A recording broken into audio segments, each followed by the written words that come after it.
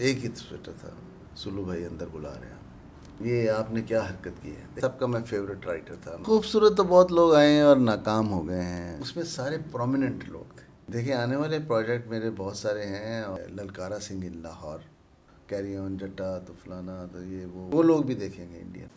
आज मेरे लिए बड़े ऑनर की बात है कि एक इंतहाई कदावर शख्सियत उन्होंने अपने कीमती वक्त से मुझे वक्त दिया। आज हम उनसे ये जानने की कोशिश करेंगे कि आपने स्ट्रगल का इब्तदाई दौर फर्श पर तपड़ी मार कर किया और फिर देखते ही देखते आप अर्श पर सितारों की मानद हो गए। आपकी शख्सियत के दो पहलू बड़े ऑनरेबल हैं। हिंदो पाकिस्तान में दो ऐसे लोग हैं जिनको शोमैन का टाइटल मिला। उनमें इंडिया से फ्रॉम राज कपूर साहब और पाकिस्तान से सैयद नूर साहब। तो आज हम उनके इस सफ़र की जर्नी जो उन्होंने फ़र्ज से अर्श तक किया उसके बारे में पूछेंगे। शाह जी, आपका बहुत शुक्रिया, आप यहाँ तशरीफ़ लाए। देखें, अब अपनी स्टोरी जो है स्ट्रगल की इतनी बार दोहराई जा चुकी है कि सबको मालूम है, लेकिन फिर भी मैं कुछ ऐसे पहलू आपसे ज़रूर डिस्कस हाँ, वो करूँगा। आगे जाके ऑटोमेटिकली हाँ सवालात में ये पहलू जी। नुमायाँ हो जाएंगे। शाह जी, आपका बचपन कहाँ गुजरा, तालीम कहाँ हासिल की और आपका आबाई शहर कौन सा है? देखिए, हमारा ताल्लुक़ जो है हमारे ख़ानदान का, वो लाहौर है। ठीक है। किरमान से हम माइग्रेट करके आए, हमारा ख़ानदान, तबलीग के लिए, प्रीचिंग के लिए। अच्छा। जी हाँ। और पहला पड़ाव जो था वो शेरगढ़ में था, हज़रत दाऊद बंदगी, और दूसरा पड़ाव लाहौर में था, शाह अब्दुल माली साहब, जिनकी हम औलाद हैं। वो हज़रत दाऊद बंदगी के भतीजे भी थे, मुरीद भी थे और दामाद भी थे, इसलिए उनकी जो ड्यूटी लगी लाहौर लगी। मैं खैर मुगलिया दौर की बात है, तो यहाँ आके बात हुए और यहाँ उन्होंने प्रीचिंग की और मुसलमान किया लोगों को। तब से हम यहीं आबाद हैं और यहीं मेरी पैदाइश भी लाहौर में हुई। ये किला गुजर सिंह और ग्वाल मंडी के बीच में एक जगह है, शाह अब्दुल माली, उस इलाके का नाम ही शाह अब्दुल माली है, हमारे बुज़ुर्गों के नाम पे। तो वहाँ जब मैंने आँख खोली तो वो गली और सामने दरबार, उसके बुल्हिक मस्जिद, जहाँ हम जाते थे बच्चे सब मिल के कुरान पाक पढ़ने मौलवी साहब से। मेरी इब्तदाई तालीम जो है वो मस्जिद से शुरू हुई, फिर स्कूल तक गई, प्राइमरी स्कूल ग्वाल मंडी, जहाँ टाटों पे बैठ के हम पढ़ते थे। और वहाँ से फिर 5 क्लास पास करने के बाद फिर Muslim League high school, Empress Road, वहाँ पे मैट्रिक के बाद दयाल सिंह कॉलेज के बाद कोहिस्तान अखबार, और कोहिस्तान अखबार के बाद फिल्म इंडस्ट्री। या शाह जी, हमारा आज आपके दौर, हमारे दौर, आने वाले दौर में जब कोई नौजवान तालीम मुकम्मल करता है तो घर में जो पहली आवाज़ सुनी जाती है वो ये है कि हमारा बेटा डॉक्टर बनेगा, इंजीनियर बनेगा, पायलट बनेगा, जज बनेगा। लेकिन आपने अभी कहा आप सहाफ़त की तरफ, जर्नलिज़म की तरफ गए, इसकी बुनियादी वजह क्या थी? मुझे लिखने का शौक़ था ठीक है। बचपन से ही, क्लास 9-10 से ही मैं शुरू कर दिया था। वो स्कूल का एक मैगज़ीन आता था, उसमें मैं छोटी छोटी कहानियाँ और लिखता था। फिर वहाँ से अप्रोच करके मैं कोहिस्तान अखबार तक आया और फिर जर्नलिज़म पैरेलली पढ़ाई के साथ साथ वो की मैंने।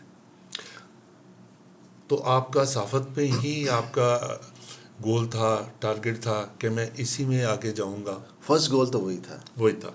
तो लेकिन अचानक मेरा गोल तब्दील हुआ जब मेरे अंदर, जब एक दिन जब कोहिस्तान अखबार बंद हुआ तो मैं बैठ के कि मुझे अब क्या करना है, मैंने अपने आप से सवालात ठीक किए है। जो करने चाहिए ठीक इंसान है। को, जिसने आगे तरक्की करनी है, आगे बढ़ना है और अपना फ्यूचर बनाना है। हमारे यहाँ यही नहीं करते बच्चे, वो लोगों से पूछते हैं मुझे क्या करना क्या करना चाहिए, है? उनको कोई माँ बाप कह देते हैं कि फोर्स तुम्हें करते हैं ये ये करना है, करना। ये कर ये। लेकिन मैंने अपने आप से सवाल किया मुझे क्या करना चाहिए, तो मुझे जवाब ये मिला कि तुम्हें फिल्म इंडस्ट्री ज्वाइन करनी चाहिए। हम फिल्म इंडस्ट्री की तरफ बाद में आते हैं। जब आपका ये जर्नलिज्म की तरफ आप काम कर रहे थे, अखबारात में वो कॉलम लिख रहे थे, राइटर बच्चों के लिए कहानियाँ लिख रहे थे, तो उस दौरान आपकी कुलीग, आपकी साबका अहलिया रुखसाना नूर भी आपके साथ इंटरेक्शन में थी? नहीं, रुखसाना तो बहुत जूनियर है, मैं तो 70 की बात कर रहा हूँ। रुखसाना ने आके ज्वाइन किया 90s के करीब, 85-90 से जर्नलिज्म ज्वाइन किया। चलें उस 90 से, तो उस वक्त फिर आपकी उस नहीं, वक्त वो रुखसाना तो मैं एस्टेब्लिश राइटर था, तो जब वो मेरा इंटरव्यू करने आई पहली अच्छा बार अच्छा, जब मैं, पहली दफ़ा उन्होंने आपका इंटरव्यू किया? जी हाँ, मेरी जब मुलाकात हुई उनसे, तो वैसे जर्नलिस्ट, तो कब तक आपका वो उनके साथ इंटरव्यू चलता रहा। इंटरव्यू चलता रहा और बाद में वो शादी में बदल गया? नहीं, ज़्यादा देर नहीं, क्योंकि मैं भी उस वक्त चाह रहा था अपना घर बसाना, तो मैंने रुखसाना का घर बसा दिया और अपना भी साथ ऑटोमेटिकली आपका भी बस गया। शाह जी, चूँकि आपने बताया अभी कि आपने जब स्विच ओवर किया राइटर से, तो आप डायरेक्टर बनने का आपको कैसे ख्याल आया? और जैसा कि मैं जानता हूँ थोड़ा सा कि आप एस सुलेमान के पास कौन लेके गया, किस तरह आए, और फिर वहाँ से फर्श पर तपड़ी मारने का जो एक सीन है, और वो लम्हा क्या था कि जब उन्होंने पूछा ये लड़का कौन है और इसका नाम क्या है, ये बताइए। वो यूँ हुआ कि जब मैंने डिसाइड किया कि मुझे फिल्म इंडस्ट्री में आना है, तो मेरे एक जानने वाले थे, दोस्त नहीं कह सकता, जानने वाले एक सीनियर शख्स फिल्म इंडस्ट्री में, जावेद फाजिल साहब, बाद में उनकी मैंने सारी फिल्में लिखी। तो जावेद फाजिल साहब से मेरी मुलाकात थी, तो मैंने एक दिन जिक्र किया कि मैं फिल्म इंडस्ट्री डायरेक्शन में ज्वाइन करना चाहता हूँ। मैंने लईक अख्तर साहब का नाम लिया, उसमें बड़े अच्छे डायरेक्टर थे, सायका और ये वो रिलीज़ हो चुकी थी। तो मैंने कहा मुझे उनका ज्वाइन करवा दें, मैं एज असिस्टेंट काम करना चाहता हूँ। मुझे यार बड़ी मुश्किल लाइन है, ये है वो है, तो मैं चूँकि अभी उनके साथ सुलेमान साहब के साथ मैंने ज्वाइन किया है एज असिस्टेंट, और चीफ असिस्टेंट वो थे जावेद फाजिल। अच्छा, तो तुम भी ज्वाइन कर लो, आज मैं बात कर लूँगा उनसे। उन्होंने कोई बात की, उन्होंने कहा ठीक है। मैं 7 असिस्टेंट थे हम, मेरा 7वां नंबर था, आखिरी नंबर, जल बल्ला सा मैं वहाँ खड़ा रहता था।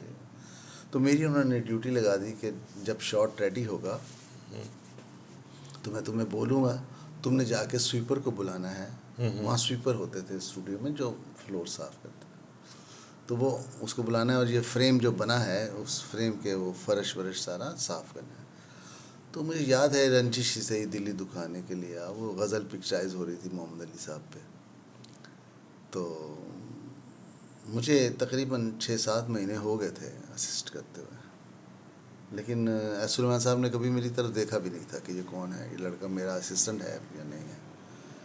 तो मुझे कहा कि जाओ बुलाओ स्वीपर को। मैंने स्वीपर को बुलाने गया, मैंने वापस आके कहा जी वो बिज़ी है, अभी थोड़ी देर लगेगी उसको, वो दूसरे सेट पे कर रहे हैं। और कोई बात नहीं। थोड़ी देर बाद फिर उन्होंने मुझे कहा कि जाओ देखो फारिग हो गया तो उसे बुलाओ। मैं फिर गया, वो फिर बिज़ी था, वो बड़ा सेट था। मुझे आज भी याद है फिल्म बदले की दुनिया साथी, ST जैदी साहब उसके डायरेक्टर थे, तो उसका वो कर रहा था। मैंने जो ही कहा कि जी वो अभी नहीं आ सकता, वो अभी स्वीपर वहाँ बिज़ी है, तो सुलेमान साहब थोड़े से नाराज़ हो गए जावेद फाजिल साहब पे कि यार ये कैसे होगा, अली भाई ने जाना है और ये एक शॉट के लिए हम बैठे हैं और आप स्वीपर नहीं अरेंज कर सकते। तो मुझसे रहा नहीं गया, मेरे पास एक स्वेटर, एक ही स्वेटर था बेचारा, तो वो मैंने उतारा, वो पानी में भिगो के मैंने वो जगह साफ़ कर दी। तपड़ी मारी। तपड़ी मार दी या जगह साफ़ कर दी या कुछ भी कह लें आप, लफ्ज़ों का चुनाव अपना अपना होता है।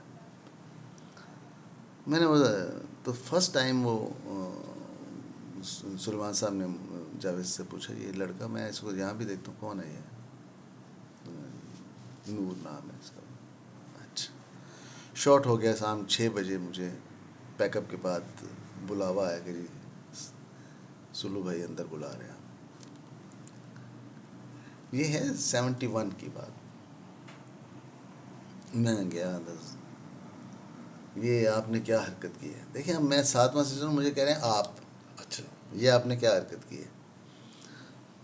मैंने कहा सर वो बस वो आप चूँकि परेशान थे, मैंने सोचा मैं कर लूँ। तो ये आपने बहुत अच्छा किया, आप बहुत आगे जाएंगे, यही अगर आपका रवैया रहा ज़िंदगी में तो आप कामयाब होंगे बहुत। ये मेरी उनकी पहली इंटरेक्शन था, बातचीत थी, या उन्होंने मेरी आँख में देखा, अपनी आँख को डाला, मेरे चेहरे का जायज़ा लिया। उसके बाद मैं उनका लाडला हो गया। फिर वो जो काम कहते थे मुझे कहते थे, और आखिरी दम तक मैं उनका लाडला बन गया। हाँ। और उसके बाद पूरी फिल्म इंडस्ट्री का आप आज तक लाडले हैं। बस रही नहीं फिल्म इंडस्ट्री तो अब क्या लाडले हैं। शाह जी, आपको पहला जो टर्निंग पॉइंट था एज ए डायरेक्टर, जी, वो किस तरह आपको, पहले कहानियाँ तो लिखते रहे, आपकी फिल्में भी बनती रहीं, और इसमें मेरा ख्याल है कि पहली जो आपको कहानी ऑफर हुई वो मैडम संगीता की वालदा ने आपको कहा नहीं क्या? ऑफ़र नहीं हुई। हाँ, मैं कोई राइटर तो था नहीं कि मैं ऑफ़र होती, मैं तो असिस्टेंट डायरेक्टर था। ठीक है, उनकी एक फ़िल्म थी बहारों की मंजिल, वो सुलेमान साहब डायरेक्ट कर रहे थे, ठीक है। मेरे उस्ताद, तो मैं भी असिस्टेंट था वहाँ। तो एक दिन मैं बैठा हुआ ऐसे कुछ लिख रहा था, तो उनके एक प्रोड्यूसर थे बहारों की मंजिल के, पार्टनर प्रोड्यूसर थे या वटेवर, उनका भी वो आए तो मैं अकेला बैठा हुआ था। वो मुझे मार्शल कहते थे। हाँ भाई मार्शल, क्या हो रहा है? मैंने कहा सर ऐसे ही मैं लिख, क्या लिख रहे हो? मैंने कहा जी ज़िंदगी में कभी चांस मिला डायरेक्शन का तो एक स्टोरी लाइन बना रहा हूँ। मैं तो सुनाओ मुझे क्या है, उनके पास भी वक्त होगा। मैंने उनको सुनाया, उनका बंद कर, तुम मेरे साथ चलो। वो मुझे लेके मैडम मेहताब बानो के पास आ गए, जो अम्मी संगीता की अम्मी, जो वही सारे फैसले करती थी, और वो समझदार खातून थी बहुत। उन्होंने कहा जी हाँ ये सुनाओ। मैंने उनको सुनाया, वो कहानी सुनाई, उनको बहुत अच्छी लगी। मैडम संगीता जो हैं वो उस वक्त कमरे के अंदर बैठ के सुन रही थी, उनको इतनी इजाज़त नहीं होती थी कि वो बाहर आके बैठे। उनका बहुत उनके ऊपर असर दबदबा था। यूँ ये फिल्म जो है सोसाइटी गर्ल बनी। सोसाइटी गर्ल 76 में रिलीज़ हो गई। मैंने 70 में ज्वाइन किया था। 5 साल मुझे एज असिस्टेंट लगे, और 6ठे साल में राइटर के तौर पर फिल्म इंडस्ट्री में सामने आ गया। अभी आप डायरेक्शन कोई नहीं डायरेक्टर नहीं बने? नहीं राइटर कंफर्म होना शुरू हो? राइटर। फिर मैं जितने भी मोस्टली बड़े डायरेक्टर्स थे सबका मैं फेवरेट राइटर था। मतलब उसमें मैडम शमीम आरा थी, उसमें जावेद फाजिल साहब भी डायरेक्टर बन गए, उनकी सारी फिल्में लिखी, दहलीज, लाजवाल, साइमा, आहट, कुंदन, बेपनाह फिल्में। अरे जान मोहम्मद साहब की सारी फिल्में लिखी। इस तरह जितने भी डायरेक्टर्स हैं सबकी मैं फिल्में लिख रहा था, और लिखते लिखते मुझे तो 200-250 फिल्में लिख ली मैंने, लिख ली 92 तक। अब मेरे अंदर एक बात, हाँ, डायरेक्टर का वो सर उठाता था, मैं फिर उसको सुला देता था कि नहीं तुम राइटर हो। राइटर। तो तब मेरे पास थोड़े से पैसे जमा हो गए थे, तो मैंने कहा मुझे तो कोई चांस नहीं देगा। ठीक है। तो मैंने खुद फिल्म शुरू की कसम के नाम से, बतौर डायरेक्टर। मुझे सब ने मना किया कि देखो ये पंजाबी का दौर है, तो तुम पंजाबी फिल्म बनाओ अगर बनानी। मुझे जावेद साहब ने भी कहा कि ये पंजाबी फिल्म बनाओ, तुम उस वक्त वो बना नहीं रहे थे। मैंने कहा नहीं, मैंने उर्दू ही बनानी। वो फिल्म बनाई, वो फिल्म कामयाब हो गई, लेकिन वो कामयाबी नहीं थी जो होती है। दूसरी कामयाबी मुझे उस वक्त मिली जब जीवा मेरी रिलीज़ हुई। उसको देख के ना, उसकी कामयाबी को कसम को देख के तो मुझे ऑफ़र हो गई। सुहेल भट्ट साहब थे राडो वाले, वो एक्चुअली शमीमारा से, मैडम शमीमारा से बनाना चाहते थे फिल्म, लेकिन उनके पास वक्त ना होने की वजह से मुझे वो फिल्म मिल गई। तो इसका मतलब ये हुआ कि आप एज ए डायरेक्टर भी आपने काम शुरू कर दिया और पहली 2 फिल्में भी आपकी अच्छी गई। जी हाँ, और साथ ही सरगम आ गई है, और इस तरह वो फिर सरगम का आपने जिक्र किया, इसकी क्या वजूहात थी? एक बबलू सा मोटा सा हीरो आपने ले लिया ज़ेबा बख्तियार के सामने, और उस वक्त, अब तो वो थोड़ा सा स्मार्ट हो गया है, लेकिन that time he was so बल्कि। देखें, जो लोग अपने किरदार जब कंसीव करते हैं तो उसके मुताबिक कास्टिंग नहीं करते तो वो नाकाम होते हैं। यस, मुझे सारी दुनिया ने मना किया कि तुम ये क्या कर रहे हो, इसको ले लिया तुमने तो, लेकिन मेरे किरदार को वो सूट करता था, इसलिए कि मेरी फिल्म क्या जो किरदार था वो एक बर्गर बच्चा था। बर्गर बच्चा क्या, एक अमीर बच्चा जो म्यूज़िक सीखना चाहता है, ठीक है। तो मुझे ऐसे ही चाहिए था। तो वो म्यूज़िक राग रागनियाँ भी जानते थे, वो चांस दिया, उन्होंने कभी म्यूज़िक नहीं दी थी, मैंने म्यूज़िक बनवाया उनसे, एक्टिंग नहीं की थी, एक्टिंग की उन्होंने, सो मैनी थिंग्स। तो यूँ जो है एक अच्छी फिल्म तख्लीक हुई, ये नहीं कि नहीं, अच्छी फिल्म तख्लीक हुई, और अदनान समी जैसा स्टार जो है वो बॉर्न हुआ पाकिस्तान। शायद हम उस तरफ आते हैं, जब आप कहानी में भी इस्टेब्लिश थे और उसमें एज ए डायरेक्टर भी थे, हर तरफ आपका नाम गूंजता था, तो बहुत सी हीरोइनें उस दौर में काम कर रही थी। क्या वजूहात थी कि आपने सैमा जी को फोकस किया और बतौर एज ए आर्टिस्ट आपने उनको पसंद किया, या उनकी खूबसूरती की वजह से? नहीं, खूबसूरत तो बहुत लोग आए हैं और नाकाम हो गए हैं। ये शी इज़ ब्लेस्ड कि वो खूबसूरत भी है और उसकी परफॉर्मेंस भी बड़ी बेइंतहा पाए की है, और वो कॉम्बिनेशन है बहुत अच्छा। सायमा जी जो है, मैंने जब उनको लिया, वो पंजाबी फिल्मों में काम करती थी, सुल्तान रई की हीरोइन थी, सुल्तान रई की डेथ हो गई थी और वो बैठी हुई थी, तो उनको सिवाय इसके इन गानों में नचवा दें और ये कर दें, और कैरेक्टर नहीं था। तो घूंघट जब मैंने स्टार्ट की तो उसमें मैडम नीली थी पहले, उनकी कुछ वजूहात की बिना पे वो जावेद शेख साहब की फ़िल्म करने चली गई और उनकी जगह फिर सायमा जी आ गए। सायमा जी जब आई तो सेट के ऊपर पहले दिन जो मैंने सीन शुरू किया तो मैंने देखा कि इसमें बड़ा पोटेंशियल है, इसको समझाएं तो ये समझती है। तो मैं तो इसको ऐसे ही समझ रहा था कि ये पंजाबी टाइप होगी और इसको कुछ आता ही नहीं होगा, लेकिन बहुत मुझे डेप्थ नज़र आई उनकी परफॉर्मेंस में। तो यूँ मैंने उन पे बोझ डालना शुरू कर दिया और यूँ घूंघट में वो एक डिफरेंट स्टार के तौर पे इंट्रोड्यूस हुई और सामने आई, और लोगों को यकीन ही नहीं आ रहा था कि ये वही सायमा है। उनका हेयर स्टाइल, उनकी परफॉर्मेंस, उनके कॉस्ट्यूम जो हमने पहनाए उनको, तो वो भी डिफरेंट हो। और यूँ सैमा जी को कब ये लगा कि आप उनमें ख़ास दिलचस्पी लेते हैं?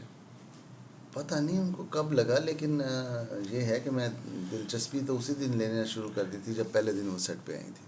हालांकि मेरी फिल्मों में उन्होंने काम किया था पहले, लिखी हुई फिल्मों में मुलाकातें भी थी, लेकिन जो मैं सरप्राइज़ हुआ वो उस वक्त हुआ जब वो मेरे सेट पे परफॉर्म कर रही थी।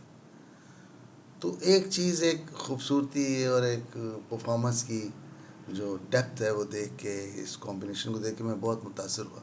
और मुतासर जो है होना पहली सीढ़ी है, किसी के साथ आप इन लव होते हैं या उसके रिगार्ड में आते हैं या उसकी इज़्ज़त करना शुरू करते हैं या उसको प्यार करना शुरू करते हैं, तो वो आपको मुतासर करता है तो आप सीढ़ी चढ़ना शुरू होते हैं। तो यूँ ये सिलसिला शुरू हुआ और मैं 3-4 फिल्मों के बाद हम जान गए एक दूसरे को कि हम दिलचस्पी ले रहे हैं और नहीं, ये दिलचस्पी तो अभी आपकी तरफ से चल रही थी।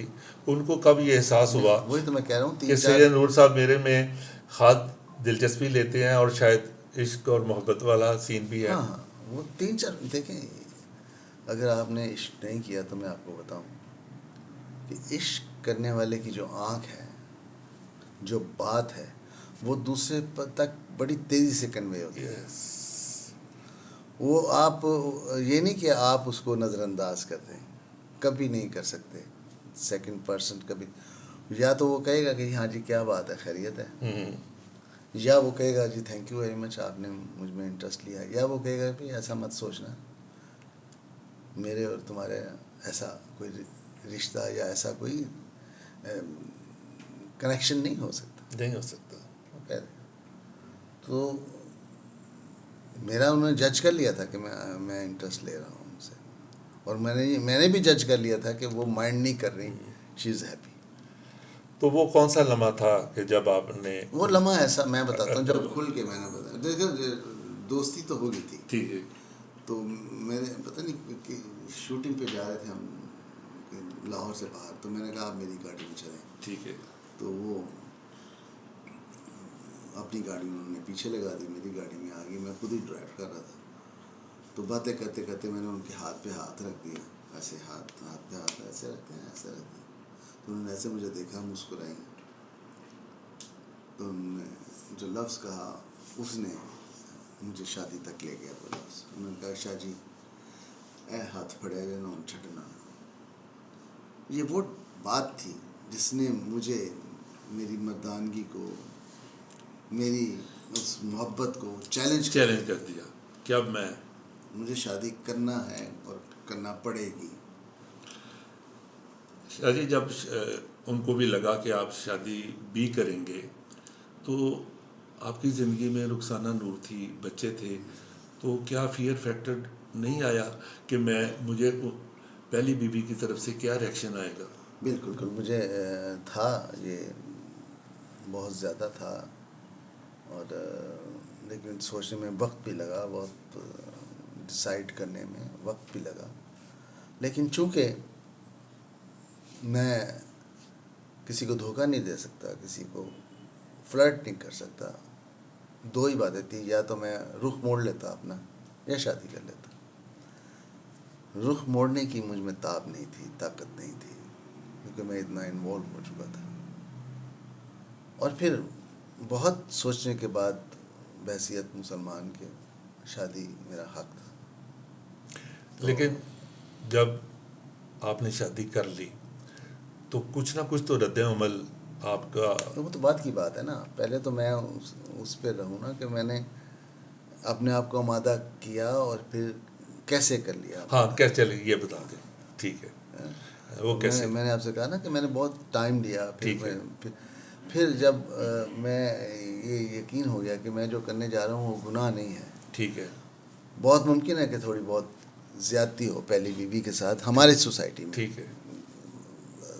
मुसलमानों में अगर आप देखें या अरब कंट्री में देखें तो वहाँ माइंड नहीं करते हैं।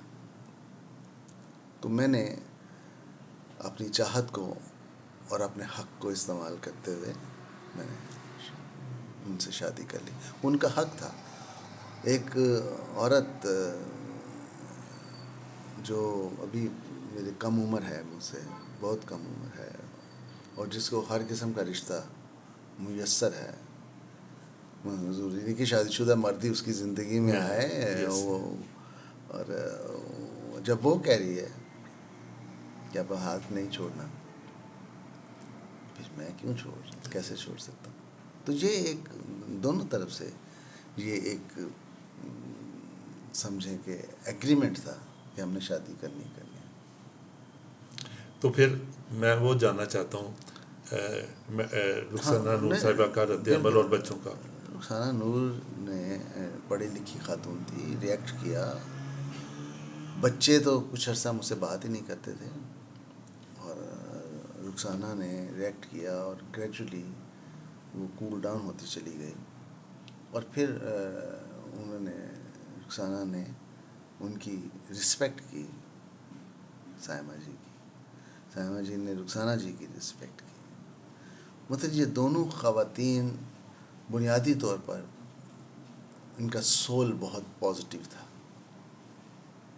असल मेरी गुड लक जो होती है वो ये होती है कि दोनों का सोल बहुत पॉजिटिव था। दोनों बर्दाश्त करना जानती थी, और बर्दाश्त क्यों कर रही थी? मेरी मोहब्बत में। Yes yes yes. तो इससे साबित ये हुआ कि रुखसाना को भी मुझसे बहुत मोहब्बत थी, और सायमा को भी मुझसे बहुत मोहब्बत थी।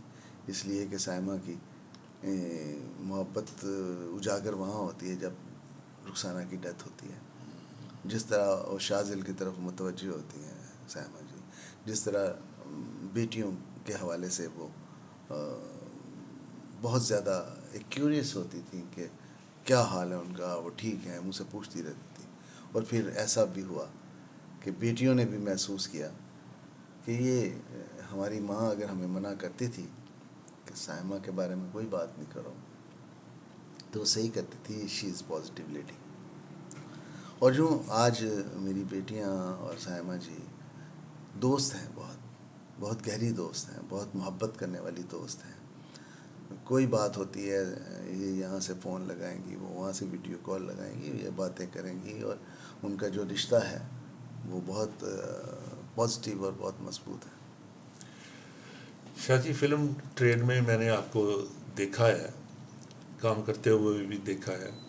आप राइटर भी हैं, डायरेक्टर भी हैं, प्रोड्यूसर भी हैं, कैमरामैन भी हैं, सेट डिज़ाइनर भी हैं, स्टूडियो ऑनर भी हैं। तो ये सारी जो आपके अंदर ये जो क्वालिटीज़ हैं, ये एक प्रोसेस से जो आप गुज़रे हैं, ये उस वक्त ने आपको सारी सिखा दिया। 5 साल जो मैंने असिस्ट किया है, ये सुल्लू भाई की देन है, सुलेमान साहब की।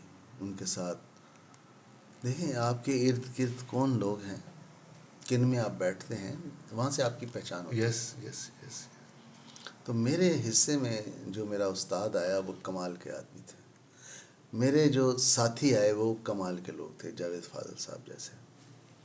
तो मैंने बहुत कुछ सीखा। मैंने लेबॉर्ट्री में काम किया, मैंने साउंड में काम किया, मैंने सेट पे काम किया, सेट लगवा रहे हैं, ये कर रहे हैं। तो हर प्रोसेस से गुजरे। तो डायरेक्टर जो होता है वो जब तक हर चीज़ को नहीं जानता, जब तक मैं ये नहीं जानता कि लाइट मुझे कौन सी चाहिए और कहाँ से आएगी, तो मैं कैमरामैन से काम नहीं ले सकता। मैं एडिटर को जब तक ये नहीं बताऊंगा कि यहाँ से काटो, ये मैंने सोच के जो लिया है फ्रेम, यहाँ से कट जाएगा, तो मैं एडिटर से काम नहीं ले सकता। तो ये सारी चीज़ें अगर आप हैं, आज जो डिक्लाइन है वो यही वजह है कि बग़ैर समझे, बग़ैर पढ़े, बग़ैर देखे, बग़ैर एक्सरसाइज किए डायरेक्टर्स आ गए हैं, राइटर्स आ गए। मतलब राइटर के लिए बहुत ज़रूरी है इस तमाम प्रोसेस को जानना, क्योंकि वो स्क्रीन प्ले राइटर है, वो नॉवेलिस्ट नहीं है, ये अफसाना निगार नहीं है, वो स्क्रीन प्ले राइटर। और स्क्रीन प्ले राइटर में टेक्निक शामिल है। फिल्म की टेक्निक क्या है, फिल्म कैसे लिखी जाती, कैसे नज़र आनी चाहिए। तो बस यही है। मैंने 5 साल वो जो आपने पूछा ना, 5 साल बहुत मेहनत की। 6ठे साल में राइटर हो गया, और राइटर होने के बाद 92 तक मैं राइटिंग की, 200-250 फिल्में लिखी, 40-50 डायरेक्टर्स के साथ काम किया, उनके मिजाज को देखा, उनको कहानी लिख के दी, तो उन्होंने जब फिल्माया तो क्या फिल्माया वो देखा सब। तो वो बहुत सारी ऐसी चीज़ें हैं जो लिख के सीखी जाती हैं, और चीज़ें मैंने सीखी।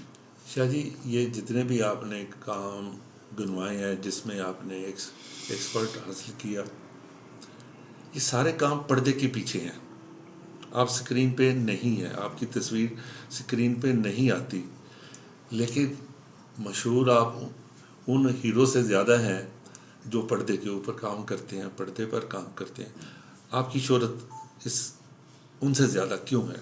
2 बातें। पहली बात तो ये है कि मेरा काम, लोग जब मेरा काम आया तो सैयद नूर, सैयद मुझे कौन है यार, सैयद ये है जी, अखबार में तस्वीर छप के, टीवी इतना नहीं था, लेकिन मैगजीन, इंटरव्यूज और थोड़ी सी समझें कि साफ़ सुथरी शक्ल है, तो उससे लोगों को पहचान बन गई। आंखें भी खूबसूरत है। हाँ, कॉमन नहीं थी, तो वो पहचान। फिर जब टीवी पे प्रोग्राम्स आए, इंटरव्यूज़ आए, तो उसमें जो बोलना और जो बहस करना, मुझे सबसे ज़्यादा शोहरत उस वक्त मिली जब मैंने इंडिया के ख़िलाफ़, इंडियन फिल्मों के ख़िलाफ़ बोला, तो वहाँ मैं बहुत प्रोमिनेंट हुआ। तो उससे ये सूरत है। अब वरना ऐसी कोई बात नहीं। शाह जी, आपने बेशुमार कामयाबी हासिल की और बेशुमार हर किस्म का अवार्ड भी मिला। तो जब आपको पहला अवार्ड मिला तो उस हाल में मैडम नूरजहां बैठी थी, जी हाँ, तो उन्होंने आपको रोका कि मेरी गल तो सुन के जाई। हाँ। वो क्या वो मुकालमे थे ये आपस में? 76 जो थी ना, 76 में रिलीज़ हुई सोसाइटी गर्ल, और बेस्ट राइटर का मुझे अवार्ड मिला। तो मैं अवार्ड लेने के लिए गया, आर्ट्स काउंसिल में था वो प्रोग्राम, तो मुझे पीछे सीट मिली थी। मैं प्रोमिनेंट नहीं राइटर था। ठीक है। तो अनाउंस हुआ, तो मैं जब गया स्टेज के ऊपर, मैं चला गया नॉर्मली, थोड़ा नर्वस था, लेकिन मैं चला गया वहाँ पे। अवार्ड लेके जब मैं टर्न किया हूँ ना, तो मैंने ऐसे सामने देखा तो पूरी फिल्म इंडस्ट्री बैठी हुई थी। उसमें सारे प्रोमिनेंट लोग थे। मिसाल के तौर पर वहाँ एजाज दुरानी, मैडम नूरजहां, सबिया भाभी, संतोष भाई, दर्पण भाई, मोहम्मद अली साहब, वहीद मुराद साहब, नदीम साहब, उनकी वाइफ्स, हबीब साहब, एजाज दुरानी साहब, अलाउद्दीन साहब, यानी कि सारे तो स्टार। मैं ऐसे टर्न किया तो सब मुझे देख रहे हैं। मैं घबरा गया एक लम्हे के लिए। फिर मैंने हिम्मत की, मैं सीढ़ियाँ चढ़ के मैंने पीछे जाना था। जब मैं सीढ़ियाँ चढ़ रहा था, उस कोने में मैडम नूरजहां बैठी थी। मैं ऐसा, मेरी बात सुन, तेरा नाम है नूर? हाँ। सैयद? मैं कही सैयद नूर। हाँ हाँ, तू बड़ी तरक्की करेगा। मैं कही मेहरबानी, दुआओं का शुक्रिया। जाने कहने लगी, सुनो तो सही, क्यों करेगा तरक्की तू? दुआवां तो हैगी ही ने, एक और चीज़ भी है। तेरे नां नाल मेरा अद्धा नां लगता है, नूरजहां और सैयद नूर। यस। तो ये मैं बहुत शुक्रिया। मैं चला गया, लेकिन मुझे एक बात याद रही उनकी। और जब मैं डायरेक्टर बना और मेरा गाना गाने आई, बीच में मुलाकातें रहती थी एज राइटर में, लेकिन मैंने कभी नहीं दोहराया था। एज डायरेक्टर जब मेरा गाना जीवा का गाने आई, पंजाबी गाना, तो मैंने ऐसे बैठे हुए थे, तो मैंने कहा आपको कहती बड़ी तरक्कियाँ ने भी तेरियाँ भी नूर, तेरा बड़ा ना हो रहा है, तेरी कसम तेरी अच्छी गई है। और ये मैं कहा जी, तो मैं कहा सब तुहाडियां दुआवां, मेरियां दुआवां। मैं कहा तुझे दुआ दी सी? कहने लगे मैं दुआ दी थी, केड़े वेले तुम दुआ दी? मैं कहा जी ऐसे अवार्ड था, तो मैं जा रहा था, तो आपने मुझे कहा था। हंस पड़ी कि नहीं, यार यार मन तो याद नहीं, देती होगी दुआ।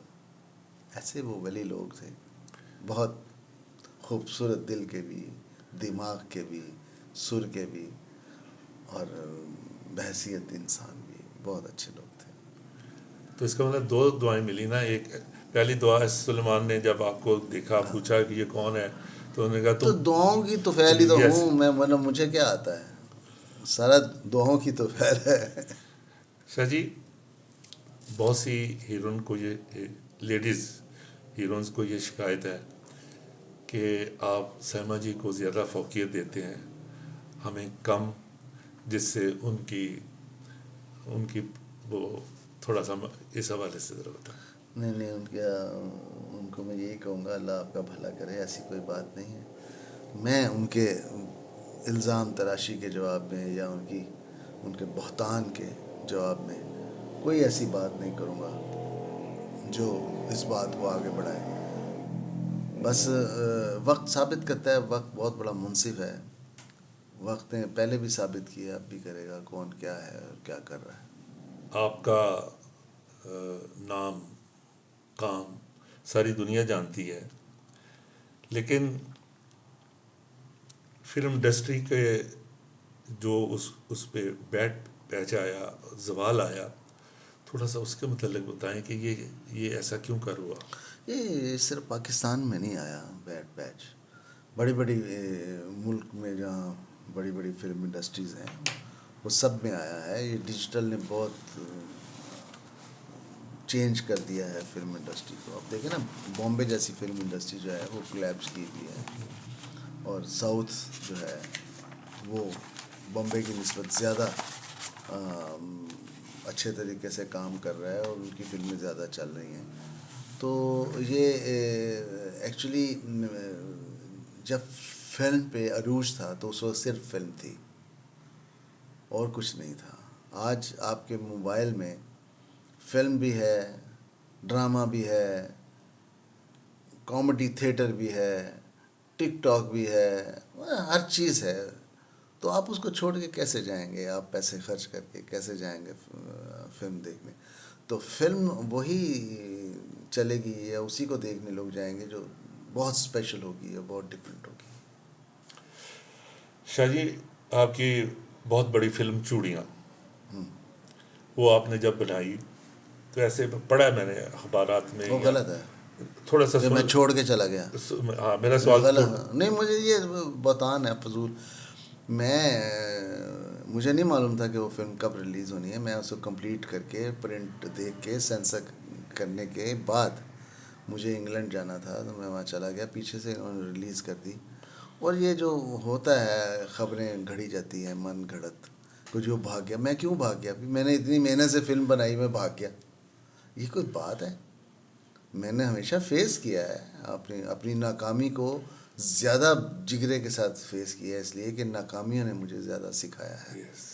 मैंने अपनी नाकामियों से बहुत ज़्यादा सीखा। तो लिहाजा मैं मेरे ज़हन में ऐसी कोई बात नहीं थी और मैं फ़ौरन आ भी गया। तो ये फजूल अखबारी या खबरें घड़ने वाले लोगों की बात। शाह जी, आपके आने वाले प्रोजेक्ट क्या हैं, कौन से हैं? देखिए, आने वाले प्रोजेक्ट मेरे बहुत सारे हैं और अभी तो जो कंप्लीट है वो जो है ललकारा सिंह इन लाहौर, ये एक डिफरेंट स्टोरी है। ये हमेशा ये जो सरदार लोगों पे को दिखाते हैं, वहाँ कैरी ऑन जट्टा तो फलाना तो ये वो, और यहाँ आके हमारे यहाँ चलती हैं फिल्म। तो मैंने अपनी फिल्म में ऐसे एलिमेंट रखे हैं ललकारा सिंह इन लाहौर में कि वो लोग भी देखेंगे इंडियन। अच्छा। हाँ, रिबाउंड है ना।